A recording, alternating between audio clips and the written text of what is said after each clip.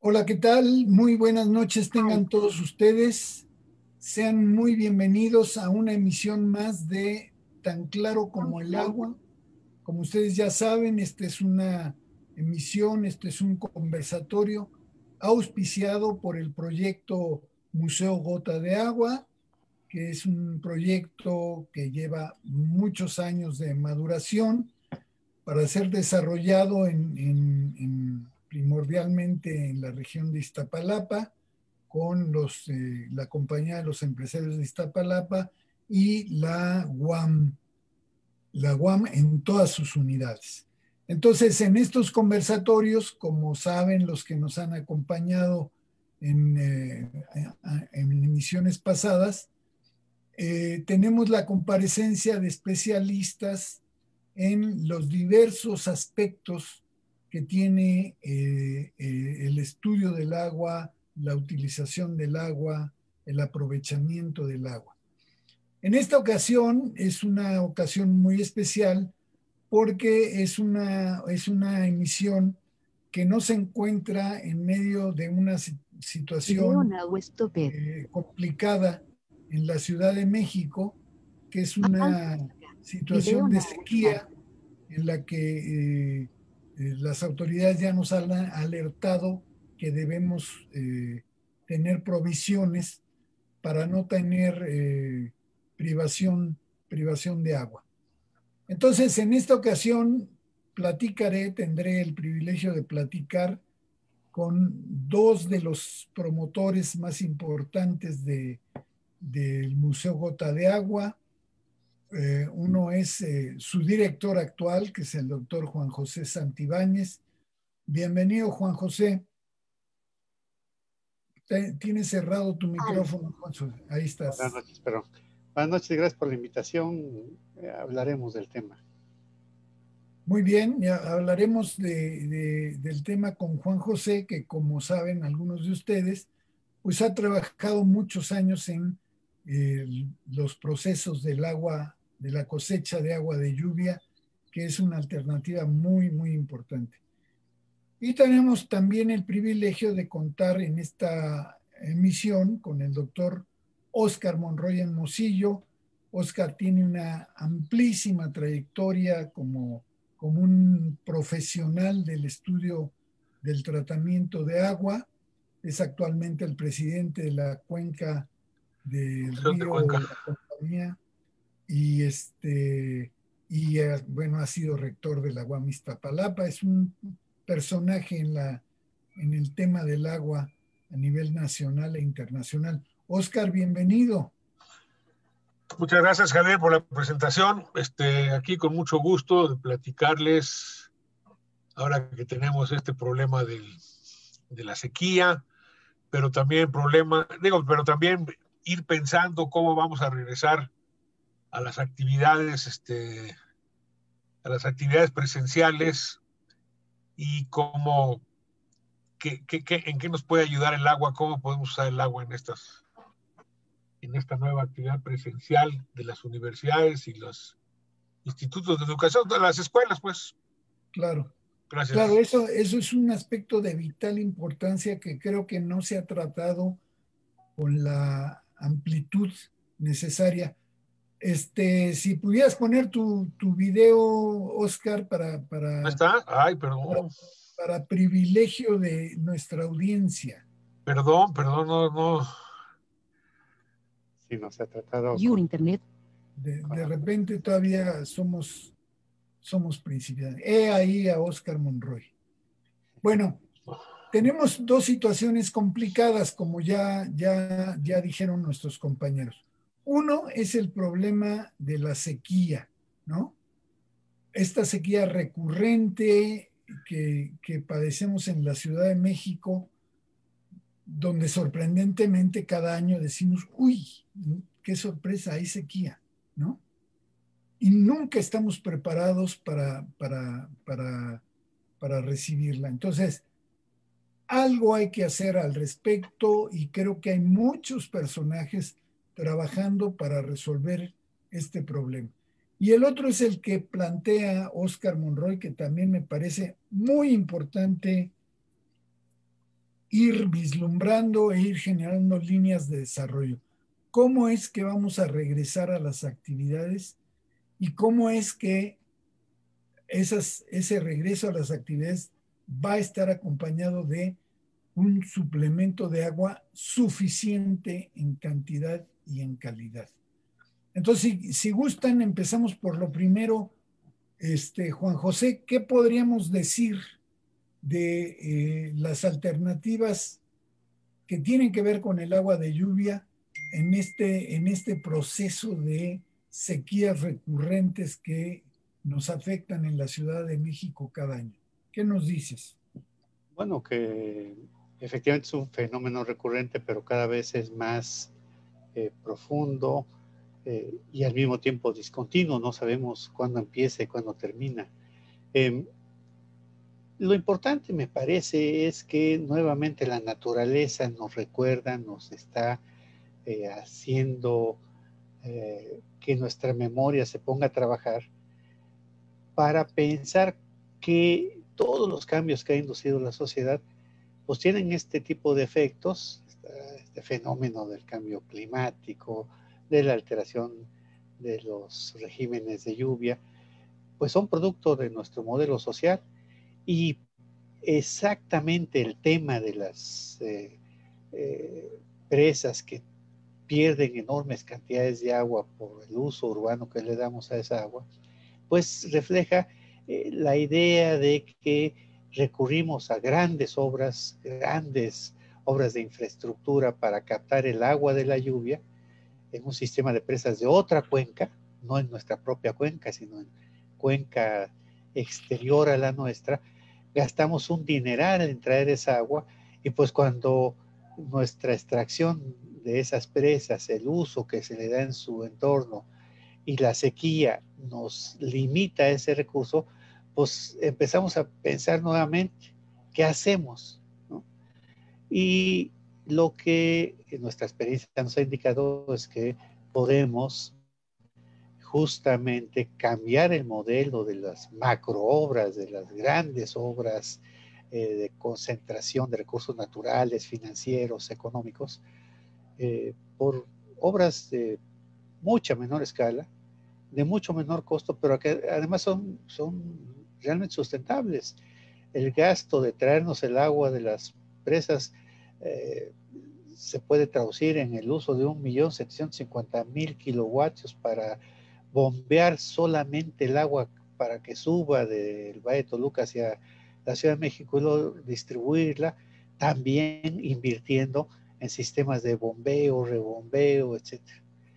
Lo que hemos aprendido es que lo podemos hacer de otra manera y podemos empezar con pequeñitas obras como las que ha promovido la universidad en escuelas que resuelven el problema precisamente donde surge el problema de la escasez y donde surge el renacimiento de nuestra sociedad con los jóvenes, con los niños que pues no tienen agua y no tienen agua ni para los sanitarios ni para sus lavamanos ahora que van a regresar a clases cuando regrese, ni para la ingesta en bebederos que sean suficientemente limpios como para asegurar su sano crecimiento desde las escuelas y desde luego pues mejores tasas de aprendizaje.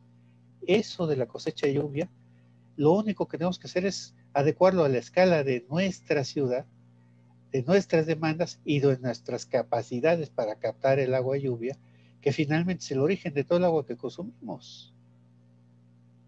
Claro. Claro, planteas con mucha claridad el problema. Óscar, menciona Juan José que traemos el agua de otras cuencas. Nosotros conocemos el Cutzamala y el Lerma y no sé qué, pero tú nos has enseñado que en este valle, donde había un gran lago, es en que el agua estaba alimentado por muchos ríos, ¿no? 20 ríos, 25 ríos.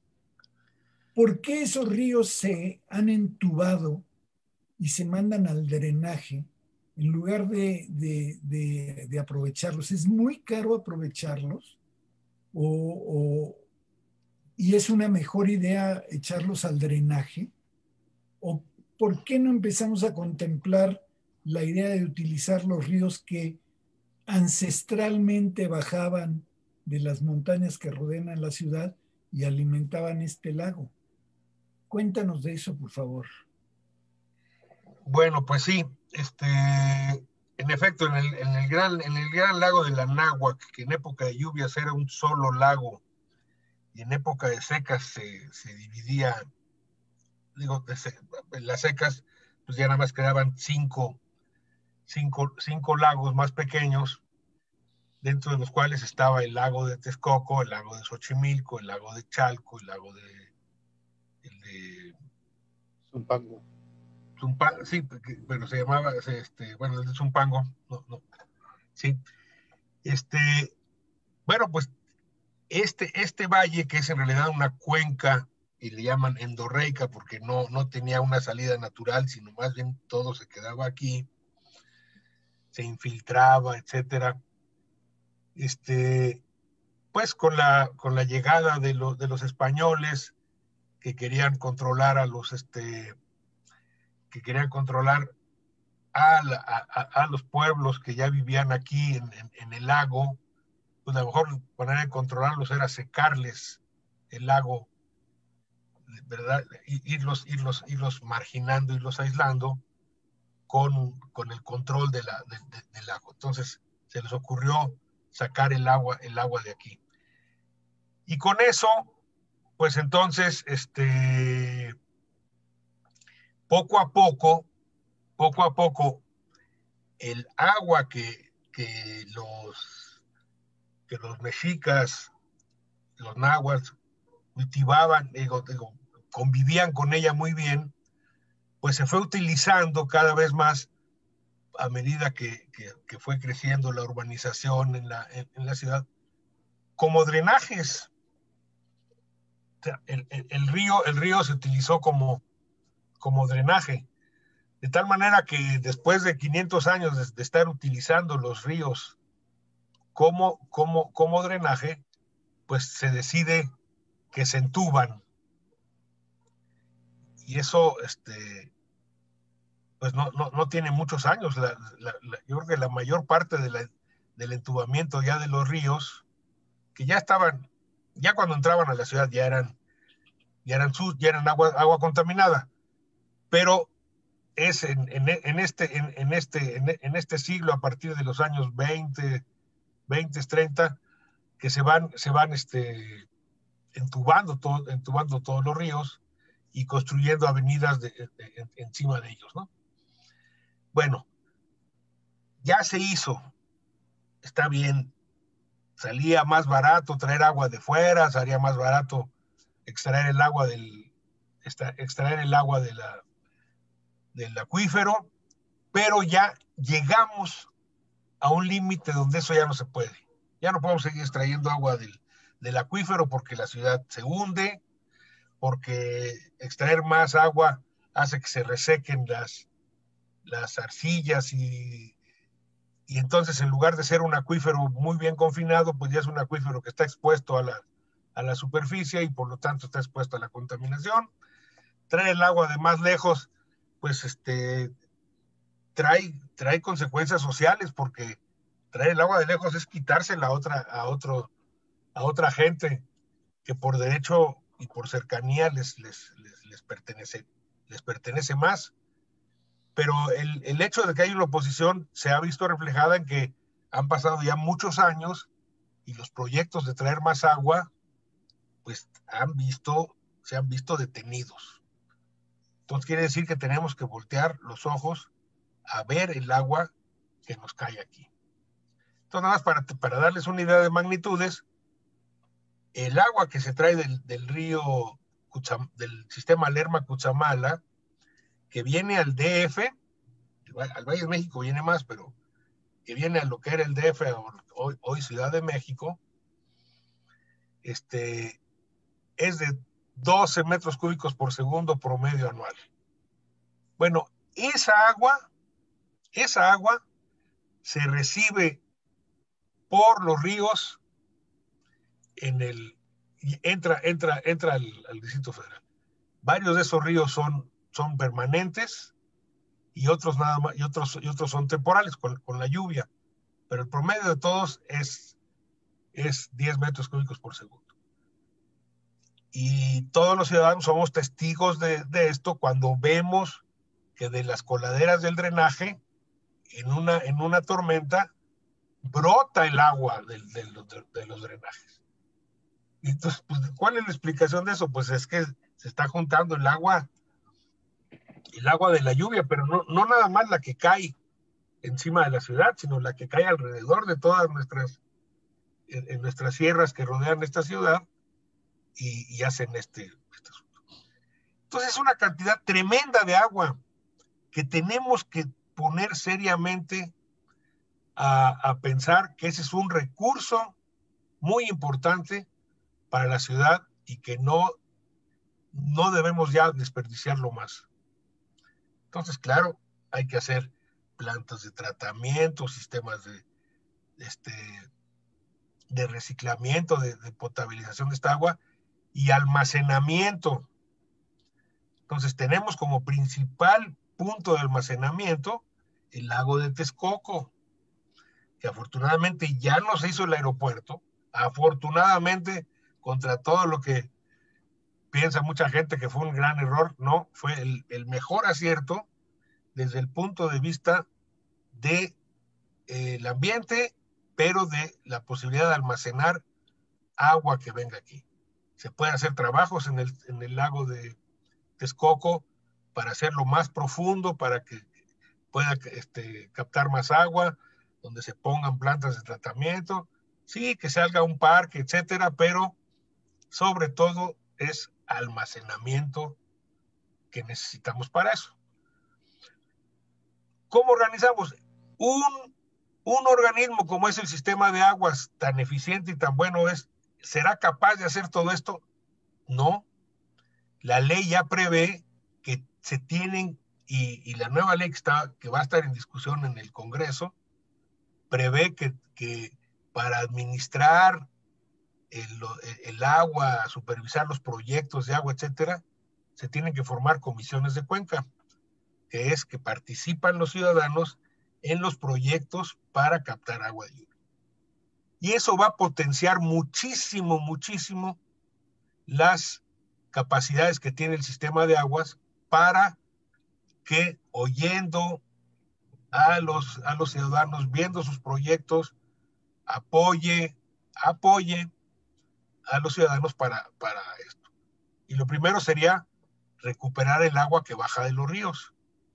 Ya hay ejemplos de grupos de ciudadanos que se organizan para captar, para traer esta agua. Y aquí yo creo que en este programa ya los van a estar invitando para que nos hablen de esto. Bueno, ahora aquí lo mejor sería es que por ley se organicen y tengan que estar captándolos. Entonces, yo creo que hay expectativas, hay futuro para la ciudad, no tenemos que estar dependiendo de fuentes externas todo el tiempo. Ya Juan José está hablando de la captación de agua de lluvia, él habla de la que cae aquí, pero hay que sumarle a esa, la que cae en nuestra sierra y que baja por los ríos, para aprovechar y así captar un alto porcentaje de esos 10 metros cúbicos por segundo para poderlos incorporar a nuestro sistema de abastecimiento. Muy bien, estamos escuchando al doctor Óscar Monroy Hermosillo y al doctor Juan José Santibáñez, y el tema que hoy estamos tratando es el tema del agua en la Ciudad de México. Y Juan José Santibáñez nos hablaba de sistemas de captación de agua de lluvia para escuelas, centros habitacionales y demás. Óscar Monroy nos platica que una gran obra será la del lago de Texcoco, ¿no? Para almacenar agua. Pero yo quisiera pedirte, Juan José, que nos platicaras cómo podremos mitigar el daño que le hemos hecho al acuífero. ¿Habría manera de inyectar volúmenes importantes de agua de lluvia para mitigar esta sobreexplotación que le hemos estado haciendo? o eso de inyectar agua de lluvia al acuífero es impensable? Bueno, cuando hablamos, siempre que hablamos de la cosecha de agua de lluvia, una de las principales objeciones que nos han hecho incluso funcionarios públicos es que no llueve todo el año. Bueno, pero no Claro. llueve todo el año en ningún lado del país, ¿no? Y justamente la dinámica que sigue la naturaleza es que llueve, se escurre el agua por las sierras, volcanes que forman nuestra cuenca, y ese recorrido, ese escurrimiento, lo que hace es que inyecta o recarga el acuífero de manera natural. Ese es el ciclo natural. Como nosotros desde hace 500 años caímos bajo el dominio del paradigma español, de abajo hacer agricultura seca y arriba tener las poblaciones, pues la expansión natural de la ciudad se fue yendo hacia las áreas de recarga, la Sierra de Santa Catarina, el Cerro de la Estrella, el Ajusco, la Sierra de Guadalupe, etc. Y entonces impermeabilizamos el área de recarga del acuífero. Entonces, ¿qué deberíamos hacer para mitigar el daño que le hacemos y que ahora pues cada rato hay hundimientos fatales para nuestra población? Pues hay que recargarlo, hay que empezar por recargar el acuífero, que significa restaurar la capacidad de inyección del agua de lluvia hacia el acuífero, ¿no? Por ejemplo, decía Oscar que nuestros ríos portan 12 metros cúbicos, que es agua de lluvia. Es agua de lluvia que se infiltra en la escurrantía y que por razones de las formaciones de suelo de nuestra cuenca, pues salen en algún lado, pero vienen nuevamente a cruzar o a llenar, a rellenar el hueco que es nuestra cuenca, ¿no? Entonces, ese proceso, el engrosamiento mismo de los ríos, pues depende de la infiltración. Entonces hay que hacer como varias opciones. Decía uno de los funcionarios de la actual alcaldía que Iztapalapa ha perdido en los últimos 20 años 9 metros cúbicos por segundo de sus pozos porque se han estado secando. Pero que si ponemos un solo pozo, hay uno que funciona en la Sierra Santa Catarina, cerca de la Quebradora, o sea, zona de la Quebradora, ese pozo tiene capacidad para tragarse 9 metros cúbicos por segundo. O sea, con un solo pozo que tuviera agua, claro, todo el año, para inyectarlo, se podría recargar el acuífero en el mismo volumen que se pierde. Bueno, no llueve todo el año y entonces un pozo no es suficiente, pero ya se ha podido calcular entre las autoridades de la alcaldía y la UAM cuántos pozos se requieren en la Ciudad de México para resolver el problema de los 2 millones de habitantes que son en Iztapalapa y de toda la ciudad con estos sistemas de recarga. Nosotros hemos experimentado con pozos que son bastante baratos y muy eficientes en las escuelas. Hemos puesto pozos artesanales a menos de 3 metros de profundidad y que en lluvias excepcionales que empezaron, digamos, hace 4 años en nuestra ciudad, de hasta 110 milímetros por evento de lluvia, o sea, 110 litros por metro cuadrado, las escuelas que se inundaban tradicionalmente en estos aguaceros de menos, de 60, 70 milímetros, esas escuelas ya no se inundan y toda esa agua se va al acuífero, ¿no? Una gran barbaridad de agua inyectada, filtrada obviamente antes de hacer contacto con el suelo poroso de esta área volcánica de Santa Catarina, y que si nos decía un profesor, un director de una escuela, si esto lo multiplicamos, la capacidad de inyección o de absorción de una escuela, la multiplicamos por 2,000 secundarias que hay en el Distrito Federal o 4,000 escuelas públicas de primaria y secundaria que hay, la capacidad de recarga sería bastante significativa, además de los pozos que ha instalado ya la alcaldía y lo que había planeado para parques, jardines, áreas de gran potencial de absorción, como por ejemplo el área de la central de abastos, que es un área enorme, tanto en techos como en pisos, que con una baja inversión podría tener un gran potencial de absorción y de limpieza también del vecino que pasa por ahí, que es el río Churubusco, ¿no? Claro que podríamos mitigar el problema, nos tomaría tiempo, pero sin duda restaurar el ciclo natural del agua permitiría quizá un desarrollo sustentable de sociedad y naturaleza en este ex lago. Muy bien, lo que oigo de los dos es que la Ciudad de México no tendría por qué estar sufriendo problemas de escasez del agua y que el problema no es un problema científico o tecnológico, sino es un problema político de administración, de gestión del agua. Me quedo con esa idea que es muy esperanzadora. Pero si quieren, les propondría que pasáramos al otro asunto que ya planteaba Oscar Monroy y que tiene que ver directamente con esto que estamos hablando. La Ciudad de México ha cambiado de semáforo. La jefa de gobierno ha anunciado que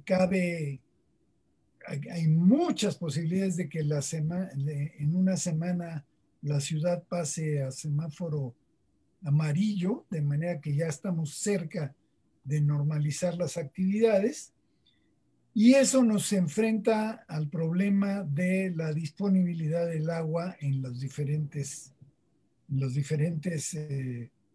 instituciones, ¿no? Aquí hemos hablado muchas veces de que las escuelas sufren en ciertas partes de la ciudad más que en otras y que frecuentemente tienen que cerrar, tienen que parar actividades por falta de agua.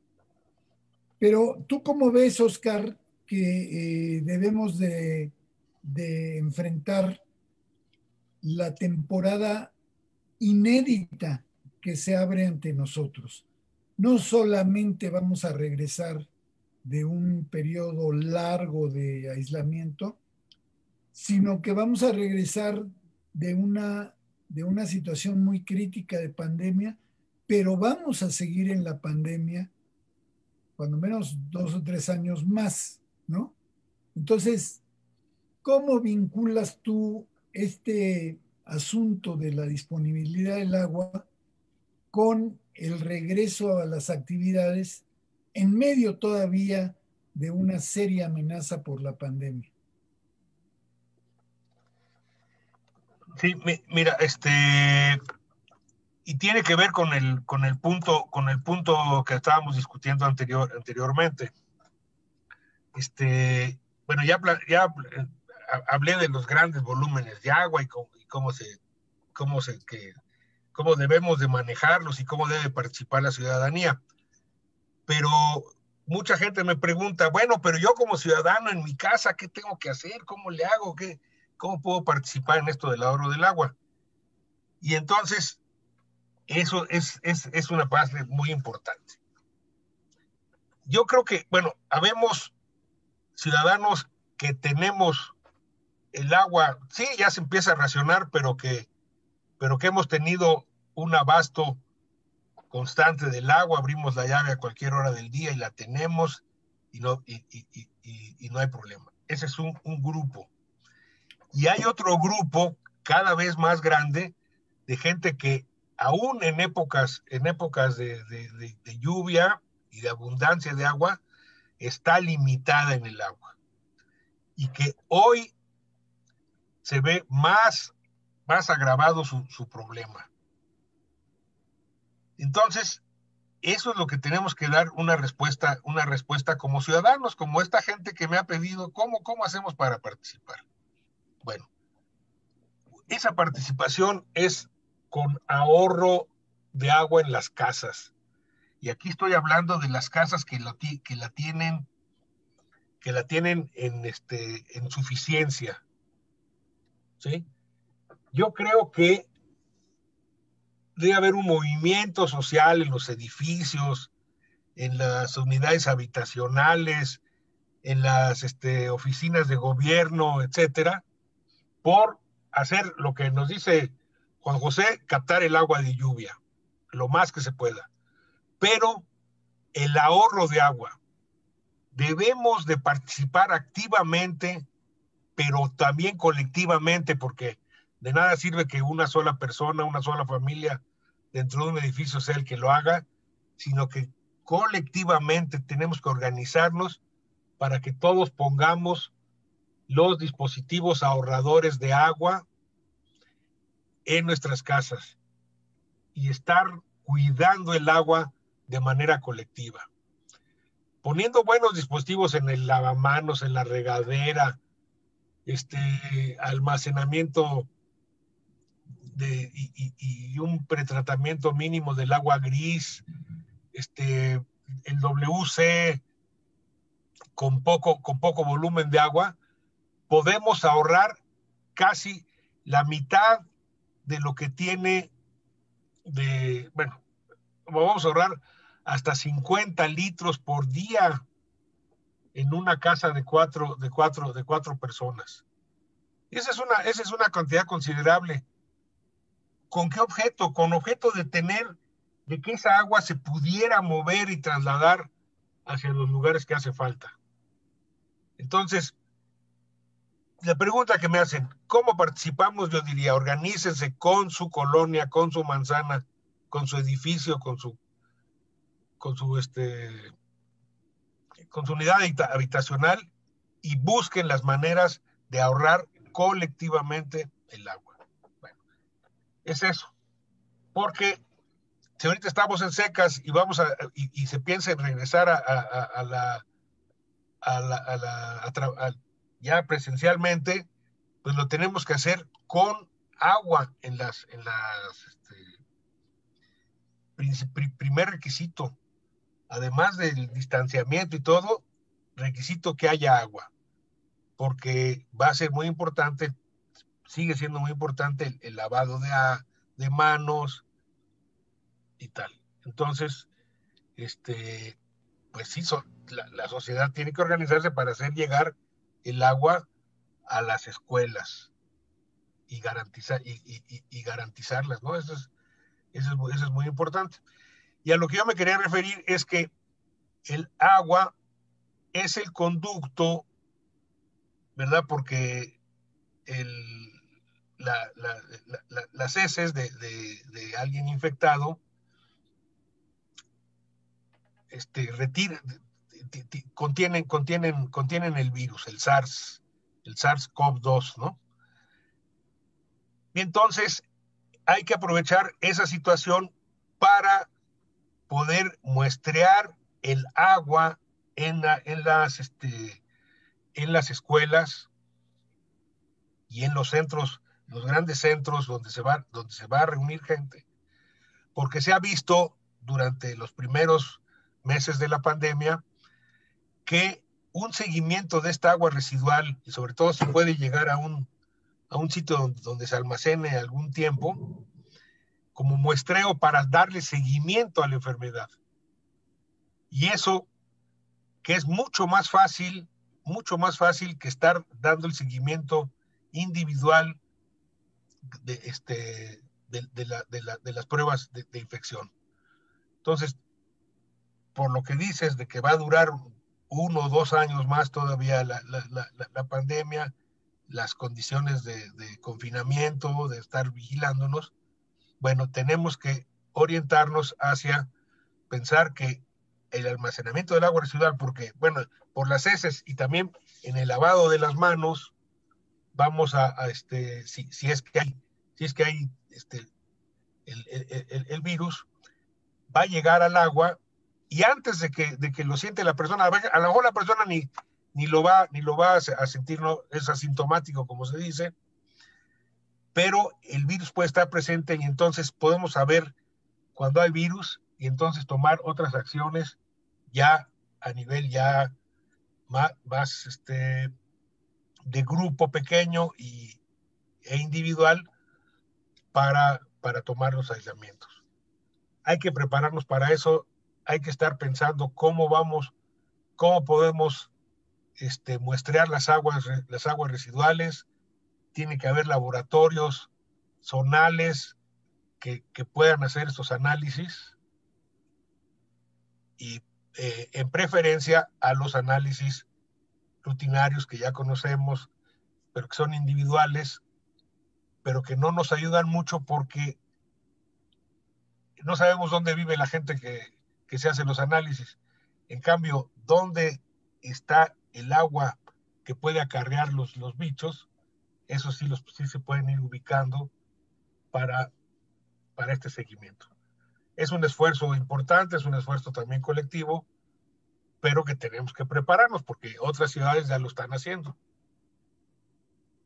Muy bien, me parece muy innovadora la idea. Yo creo que hay que difundirla y meterle galleta para que llegue a los difíciles oídos de las autoridades. A ver si nosotros estamos haciendo un plan de muestreo ahí en la UAM Iztapalapa. Ya ves que tiene una planta de tratamiento y ahí es muy fácil darle ese seguimiento porque todo el agua llega a la planta de tratamiento y ahí en los lodos de la planta se puede hacer el muestreo. Si eso lo combinamos con el COVID-UAM que ya conoces y luego con pruebas individuales, yo creo que el regreso en la UAM Iztapalapa puede hacerse con cierta confianza.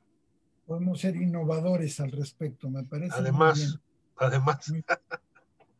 Bueno, les recuerdo que estamos escuchando al doctor Óscar Monroy y al doctor Juan José Santibáñez, y les recuerdo que este es el momento de hacer sus preguntas, comentarios. No lo dejen hasta el final porque si nos come el tiempo, después ya no da oportunidad a que socialicemos los mensajes que nos llegan. En este momento saludamos al doctor Roberto Constantino, que está conectado y que felicita a los participantes en el programa. Y también tenemos un mensaje de Jesús Castillo, que agradecemos mucho, y que nos dice: conozco un colega que inventó un purificador de agua pluvial. ¿Podría pasarle sus datos para que trabajen en conjunto? Pues sí, bienvenido Jesús y bienvenido tu colega. Yo creo que en los sitios del museo puedes hacer el enlace, la conexión, o si no, aquí mismo. En los correos individuales de cada uno de nosotros también, ¿no? Bueno, continuamos con esta idea que mencionaba Óscar Monroy. Vamos a regresar a las actividades, y en particular en las escuelas se va a requerir agua para que haya servicios sanitarios eficientes, y se va a requerir agua para que los niños se laven las manos como dictan las normas de la Secretaría de Salud, ¿no? Entonces yo te pregunto, Juan José, en tu experiencia como cosechador de agua de lluvia, en estos sistemas que tú y tu grupo han logrado colocar en secundarias, ¿cuál ha sido la experiencia? ¿Podemos ser optimistas al respecto? ¿Podemos pensar que con esos sistemas hay disponibilidad de agua para los alumnos? Ya nos dijiste que los excedentes de la lluvia fácilmente se pueden inyectar al manto freático. Pero te pregunto si para los niños, para el personal de esas escuelas, estos sistemas propician que haya una buena oferta, que haya buena disposición de agua para el personal de la escuela. Cuéntanos, por favor. Claro, nosotros hemos usado 1.200 metros cuadrados de un edificio para cosechar agua, lo que significa que si llueve en 40 milímetros, pues cosechamos 48,000 litros. Una escuela regularmente recibe por semana, especialmente en Iztapalapa, aproximadamente una pipa semanal, 10,000 litros, a veces ni siquiera la pipa completa porque están descompuestas, para el servicio de toda la semana, de 5 días. Cada semana en la temporada de lluvias debe caer cuando menos 2 veces una lluvia de entre 30 y 50 milímetros. Entonces, tenemos agua en mucha mayor cantidad que la que está proveyendo la red urbana. Tenemos agua de magnífica calidad. Por ejemplo, ahora se está escribiendo mucho en el mundo sobre el enorme riesgo que tiene seguir tomando agua de las redes urbanas de distribución de agua potable por el contenido que siempre aparece o reaparece de arsénico, de flúor, de plomo, de metales pesados,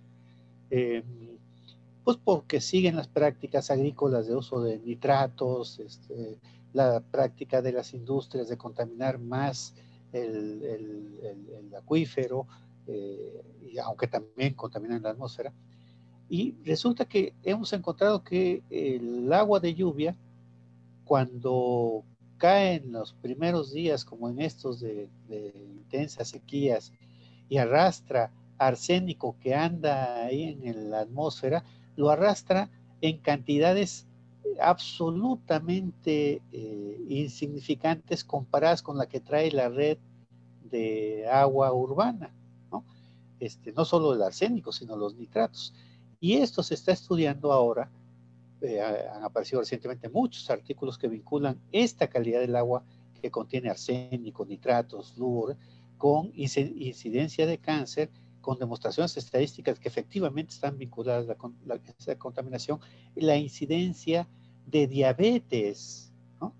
No tanto proveniente de la ingesta de Coca-Cola, sino del agua de la red urbana. Entonces nosotros recibimos agua de muchísima mejor calidad, la podemos limpiar, porque el mayor contaminante que tienen esas aguas de lluvia, pues son los arrastres que hacen de las heces fecales de los gatos, de los pájaros, y pues eso es muy fácil de limpiar con un filtro que contenga plata coloidal o carbón activado biológicamente, y entonces, como usted mismo, doctor, ha probado, pueden tomar el agua los niños en bebederos de absoluta pureza para el consumo humano, absoluta pureza para el consumo humano. Ningún bebedero de los que se instaló por el INIFEF puede producir esta calidad como la que nosotros, con el conocimiento universitario, ha hecho en estas escuelas. El INIFEF ha hecho encuestas de análisis de la calidad de agua de sus bebederos y siempre salen en mucho menor calidad que la que se ha registrado en los bebederos que instaló la UAM. Pero además, el agua que utilizamos para los sanitarios, ¿no? Es absolutamente suficiente, incluso para los patrones de consumo de su inmobiliario sanitario, que a veces consumen 10 litros, 12 litros, pero aún así son suficientes para escuelas que pues tradicionalmente no tienen agua para sanitarios.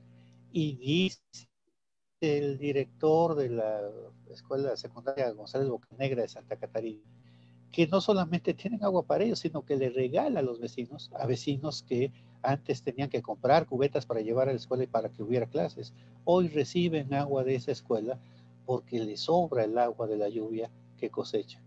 Y si tomamos en cuenta nuevamente que se infiltra agua, una escuela fácilmente infiltra 6 millones de litros al acuífero. Javier Velázquez nos permite calcular que en épocas secas, pues esa agua está en el subsuelo.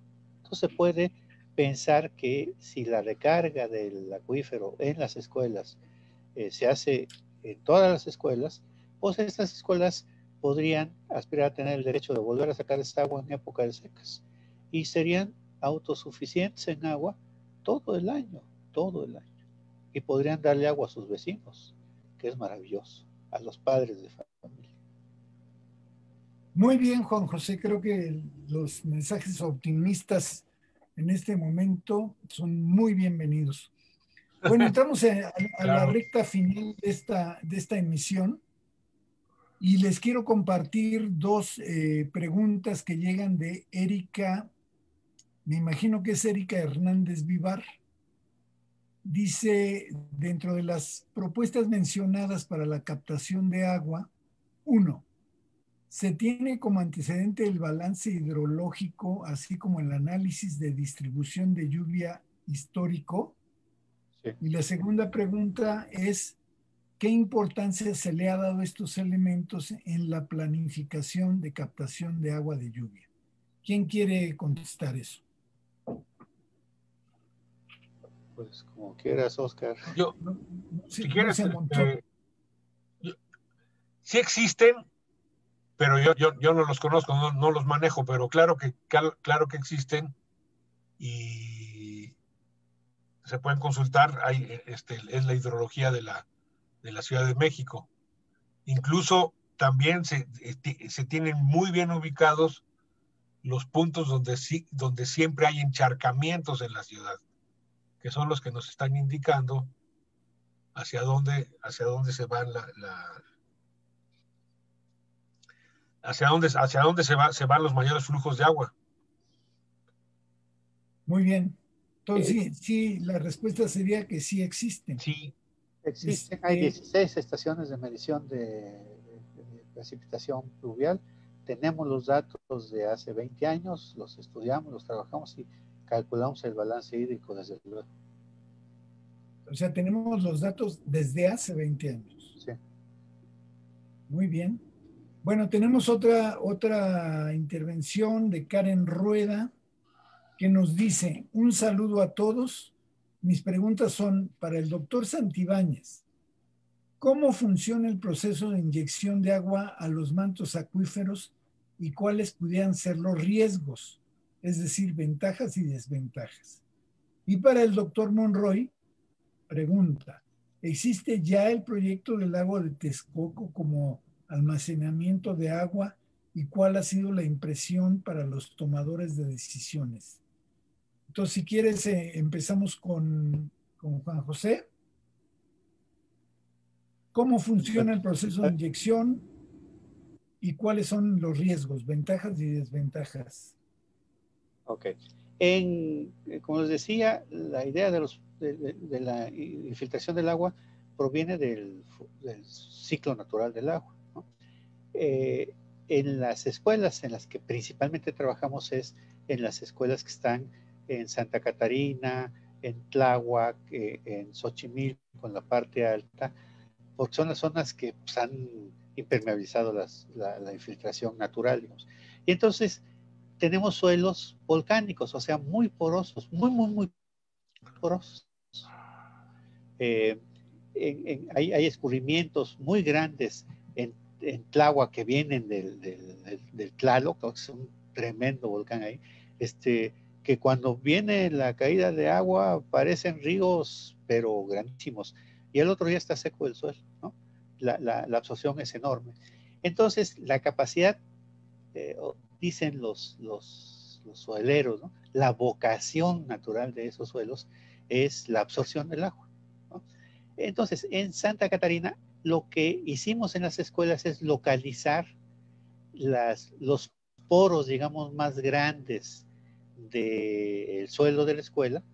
Ahí construimos las cisternas. Cuando se llenan las cisternas, tienen el desfogue de sus excesos hacia este pozo de infiltración que máximo tiene 3 metros de profundidad, pero que ya desde el principio es suelo poroso. Va de suelo poroso en la superficie a más poroso abajo hasta que encontramos la ruta de absorción natural del agua al subsuelo. ¿Cuál es el riesgo? Pues que arrastre contaminantes y que entonces estemos intoxicando el acuífero. Bueno, pues usamos para antes de que entren a nuestros sistemas de almacenamiento o cisternas el agua de lluvia, pues usamos cuando menos 3 capas de medios filtrantes que son el propio tezontle de los cerros, ¿no? Grava un poco gruesa, luego más fina, y luego le ponemos zeolita, que es un mineral cuya cavidad interna permite que el agua en su paso tenga un intercambio de iones que ayuda muchísimo en la potabilización, pero que impide al mismo tiempo el paso, sobre todo de pues, los bichos que traen los coliformes fecales, ¿no? La zeolita impide que pasen sedimentos de más de 5 micras. La amiba mide entre 15 y 20 micras, la salmonella igual, no pasan, ¿no? Entonces, el riesgo de contaminación es bajo por este tipo de contaminantes. Como les dije, el agua lluvia trae muy pocas cantidades de contaminantes, de metales pesados y eso, porque son pesados, ¿no?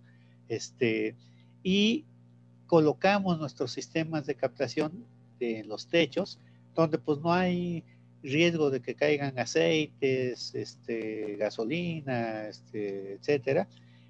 No usamos los estacionamientos de las escuelas para arrastrar el líquido y por lo tanto no tenemos que vigilar que no haya contaminación de gasolinas, de este tipo de hule de las llantas hacia el acuífero, ¿no? Entonces, lo que particularmente cuidamos pues son los bichos que pues son muy dañinos si nos los tomamos, pero que es lo más fácil de controlar. Y entonces, el agua que entra al acuífero pues es un agua bastante limpia. Es más limpia que la del ciclo natural, porque en el ciclo natural pues ya arrastra todo lo del suelo y las laderas de las montañas. En nuestro caso, el agua va perfectamente potabilizada por el filtro de antes de entrar a la cisterna y de después de llenar la cisterna y salir e irse al acuífero. Muy bien, Oscar, ¿qué nos dices? ¿Existe el proyecto del lago de Texcoco como almacenamiento de agua? ¿Cuál ha sido la impresión para los tomadores de decisiones? Se está trabajando se está trabajando en ese proyecto, en efecto, sí. Organizaciones civiles, de ciudadanos como son Manos a la Cuenca, y académicos, y la Conagua se está trabajando en un proyecto para que permita tener el almacenamiento ahí en el lago. Va a ser un proceso lento, pero va en ese camino. Sí. Muy bien. De hecho, ya existía antes del aeropuerto, antes de que se fuera el proyecto del aeropuerto, estaba el proyecto ecológico del lago de Texcoco, donde la Conagua lo dirigía.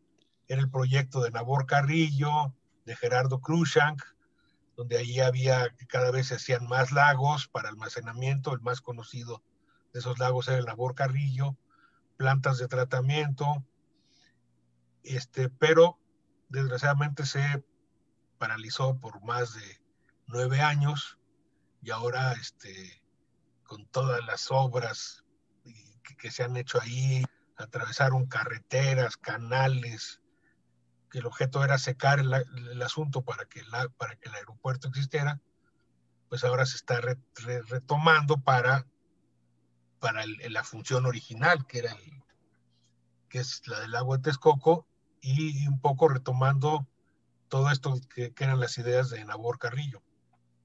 ¿Sí? Muy sí, bien. Hay mucho consenso en eso y se va trabajando para allá. Muy bien, pues así llegamos al final de esta emisión. Terminamos recibiendo los saludos de Alejandro Federico Alba Martínez, que dice muy bien, muchas felicidades a los expositores. Recibimos también los saludos de la querida investigadora Patricia Ramírez Romero, que es una investigadora de talla internacional de la UAM, que dice saludos también a mis colegas con quienes comparto la pasión por el agua. Y también recibimos el saludo de, me imagino que es Judith Cardoso Martínez, dice aquí Judith C. Si es Judith Cardoso y si no, también Judith C. la abrazamos con cariño. Dice, felicidades a los expositores por su gran trabajo en temas de agua y la cosecha de agua y los pozos de absorción. Muchas gracias a todos los que nos han escuchado. Muchas gracias a nuestros expositores. Muchas gracias a Lilia Naya y a Lucy Miguel por la producción de este conversatorio. A lo mejor quieren poner sus videos para saludar a la audiencia. Y muchas gracias a nuestros expositores, al doctor Óscar Monroy Hermosillo, conocido biotecnólogo, especialista en tratamiento de agua de lluvia, y al doctor Juan José Santibáñez, que también se ha especializado, aunque él es un antropólogo y sociólogo, se ha especializado en el problema del agua de lluvia, particularmente en la cosecha y en el aprovechamiento. Ya tenemos a Lilia Naya en su video, ahora tenemos a Lucy Miguel. Qué bueno que se asoman para agradecerles su participación. Y entonces, muchas gracias a toda la audiencia. Les recordamos que estos conversatorios, auspiciados por el Museo Gota de Agua, se están llevando a cabo todos los viernes de 7 a 8 de la noche. Óscar Monroy y Juan José Santibáñez son promotores directivos de este Museo Gota de Agua. Muchas gracias, Óscar. Gracias a ti por la invitación. Estuvo muy agradable la plática. Gracias. Espero gracias, que el auditorio también la haya... Muchas gracias por la invitación y por la compañía de Óscar, de Lili, de Lucy y Miguel. Bueno, Lilia, Lucy, ¿quieren despedirse? Qué lindas. Adiós. Bueno, pues muchas gracias. Yo soy Javier Velázquez y les recordamos que tenemos una cita el próximo viernes en estas mismas frecuencias, en otro conversatorio de Tan Claro como el Agua. Muy buenas noches y cuídense mucho.